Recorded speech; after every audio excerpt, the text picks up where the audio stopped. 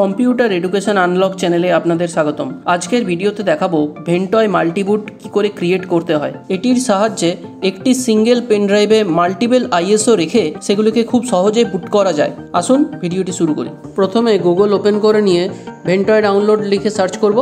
Download ভেন্টয়ের ওয়েবসাইটটাতে click করব। ভেন্টয় Windows জিপে click করব।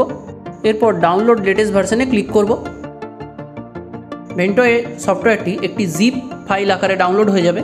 এরপর রার ফাইলটির ওপর রাইট ক্লিক করে এক্সট্র্যাক্ট অল করব। এক্সট্র্যাক্ট ফাইলটি আনজিপ হয়ে যাবে। আনজিপ ফোল্ডারটাকে ডবল ক্লিক করে ওপেন করে নেব।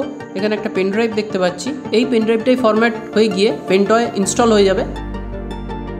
ভেন্টয় টু disk.exe ফাইলটাকে রাইট ক্লিক করে রান অ্যাজ অ্যাডমিনিস্ট্রেটরে ওপেন করে নেব।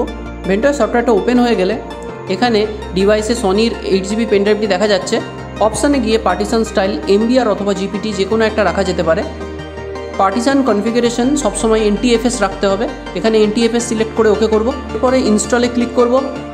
তারপর এই বক্সটিতে বড় হাতের YES টাইপ করতে হবে, ওকে করতে হবে, আরেকবার ইয়েস করতে হবে। এখানে ওয়ার্নিং দিচ্ছে যে সমস্ত ডেটা কিন্তু ডিলিট হয়ে যাবে। আরেকবার ইয়েস করব। পেন ড্রাইভে ভেন্টয় ইনস্টলেশন শুরু হয়ে গেছে। পেন ড্রাইভে ভেন্টয় ইনস্টল কমপ্লিট হয়ে গেলে ওকে করে দেবো। পেন ড্রাইভের মধ্যে ভেন্টয় ইনস্টল হয়ে গেছে। পেন ড্রাইভটা ওপেন করলে দেখতে পাবো পেন ড্রাইভ কিন্তু এমটি। এবার আইএসওগুলোকে কপি করে নেবো এবং পেন ড্রাইভের ভেতর সেগুলো পেস্ট করে দেবো। আইএসওগুলো সম্পূর্ণ কপি হয়ে গেলেই পেন ড্রাইভটি বুটেবেলের জন্য রেডি হয়ে যাবে।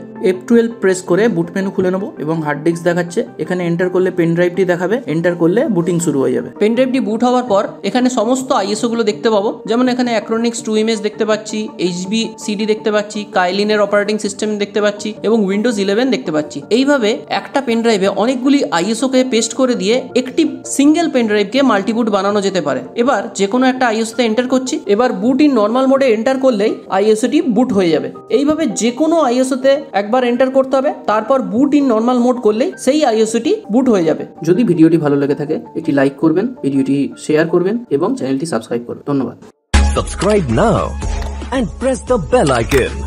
Never miss an update.